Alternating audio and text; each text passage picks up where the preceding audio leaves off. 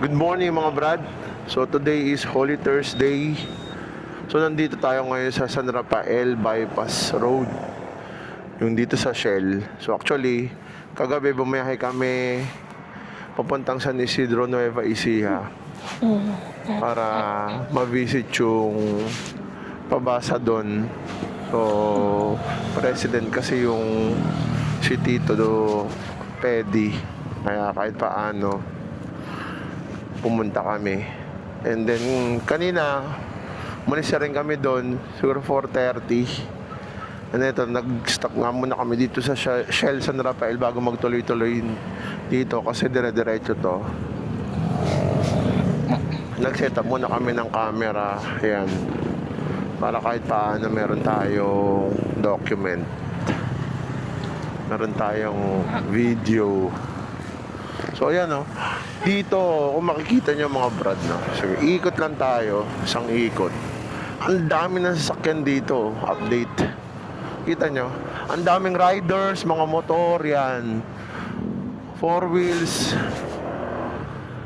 So syempre, ito yung time na karamihan walang pasok, sarado ang mga mall. So ito yung chance ng halos ng lahat para makapag-reflect, makapasyal, makapagbakasyon, magmuni-muni, Holy Thursday. So tayo, yun, galing din tayo sa Tuesday, galing din tayo sa Tanay Rizal. So may pinuntahan nga tayong vacation homes doon. So yun yung Balay Kubo. So ito, pabalik na kami ng Manila kasi Daming riders. nag-aalala kami sa pusa. Walang kasama si Lucky. Hirap, no? Nag-alaga ka ng pusa. Ngayon, sino magbabantay sa pusa kapag lahat kayo aalis? Ang daming riders sa kabila. So it's already 5:40 a.m. Aga pa, pero ayan, pumutok na ang liwanag. So ratsyada na tayo papuntang Manila. So sarap talaga mag-rides ng madaling araw. So alive na alive ako pagka mga ganyang oras. Yung gising ko talaga. Ayan, daming pupunta niyan, mga Tinggalan, diba? Baguio. Yan, pwede rin dito daan eh. Tinggalan, Baguio, siguro Atok, Benguet kasi mga sumikat na yan eh, diba? Tinggalan, Baler, mga long rides yan eh. Iba dyan, dire-diretso eh, dahil Huwebes, Biyernes, wala rin pasok ng Sabado. Yung sulit talaga nila yung ganitong kahabang bakasyon. So halos lahat ng tao walang pasok.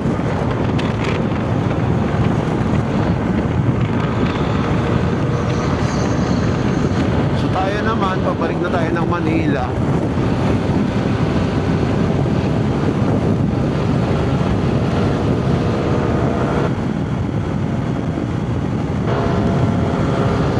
Lamig na. Malamig pa kasi syempre maaga pa. Mamaya pagka nagpakita na yung araw, mapapalitan na ng init dyan.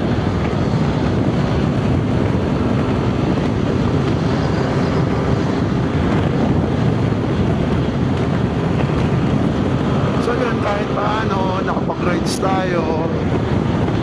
Ang bilis. Tangayin lang yan, no? Milipad eh. So yun, sa lahat ng bumibiyahe, ingat-ingat tayo mga brother. Mapa, motorman, 4 wheels, nagbabas tayo.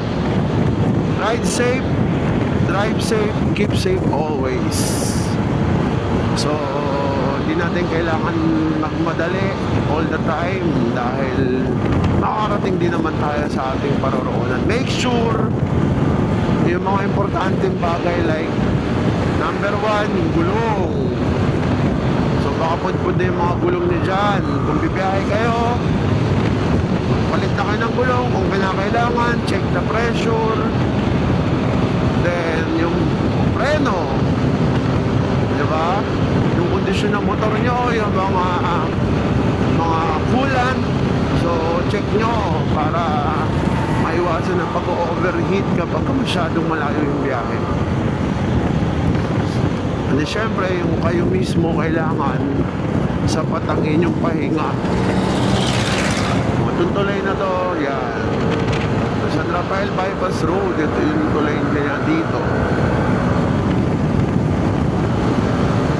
So yun nga, syempre dapat kayo rin na sa driver, sapat yung pahinga nyo para maging smooth ang inyong biyahe. Okay, naanto kayo, huminto kayo, mid-left, saka ulit kayo bumiyahe. Napaka-importante noon.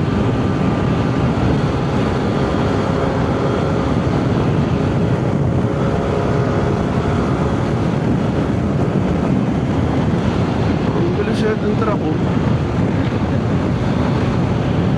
99 takbo natin. Naabutan pa rin tayo eh.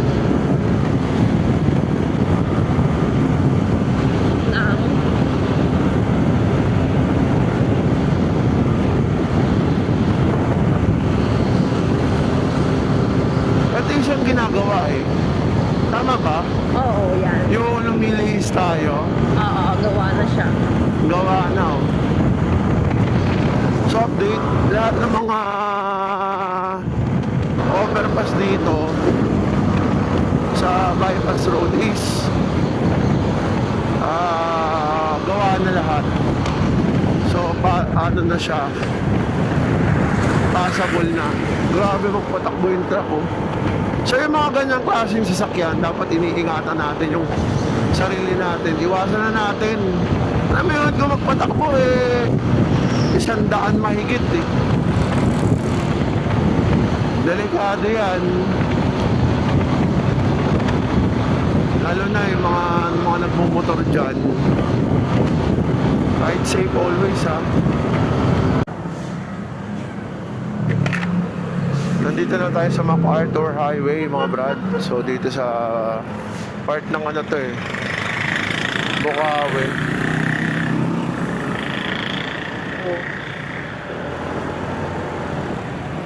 Ano? Balagtas. So yun mga brad, nandito na tayo sa MacArthur Highway. So part na to ng Balagtas. Paglabas mo dun sa Plaradel Bypass Road, sa kabila medyo busy pa northbound. Ang dami ng motor. Puro motor mga guys, mga brad. Ito pa south to, riders din to. Ano?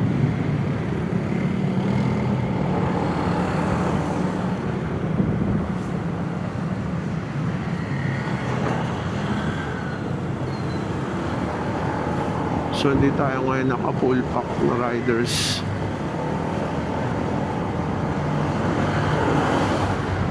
Kasi nga, nag-drop by lang tayo sa ano. Anak ng kamote. Tricycle, walang lingon-lingon. Kabig. Kabig muna, bago lingon. Sana maayos naman ang dapat. Talagang mauubos yung tubig mo. Para, di ba? Para Alikabok. patayin yung alikabok. Hindi mo mamatay alikabok dyan. Diyos ko po, ubos tubig ka dyan, no? Ops, dandahan. Madulas yan mga brother, yung mga ganyang bato, lupa. Mag-i-slide ka talaga dyan.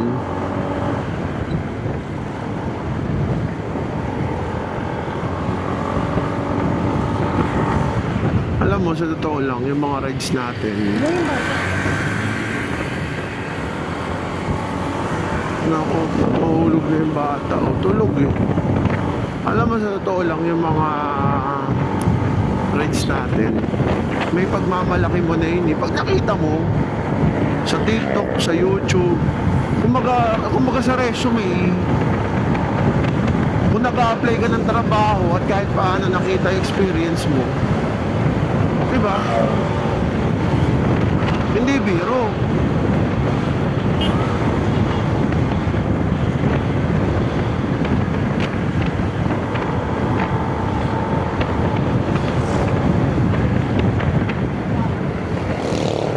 Kasi kapag naka-camera ka ng ganyan, syempre makikita nila, ay, nag-vlog ko. Kasi may sticker ka pa dun sa likod. Ganyan natin yung ano niya, baka nandun yung may picture tayo doon or Ewan. set natin yung ano yung profile nila. Baka nandun tayo, nakasama tayo sa vlog. Nagagas tayo dito eh. Sarado. 104. Siraan.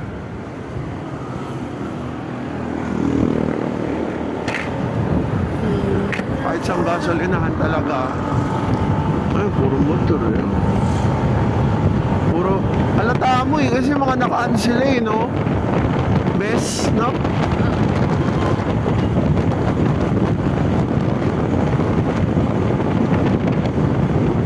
Halata mo malayong kapupuntahan eh, oh.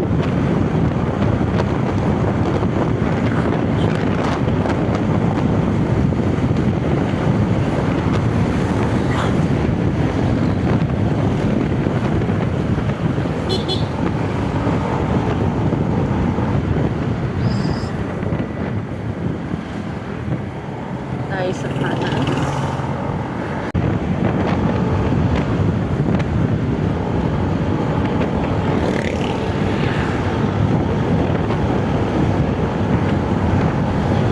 Yan na sa kanan.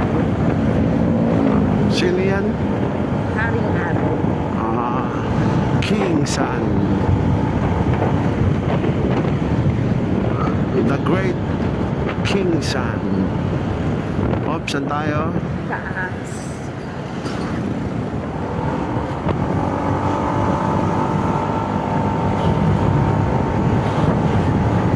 Bukawi.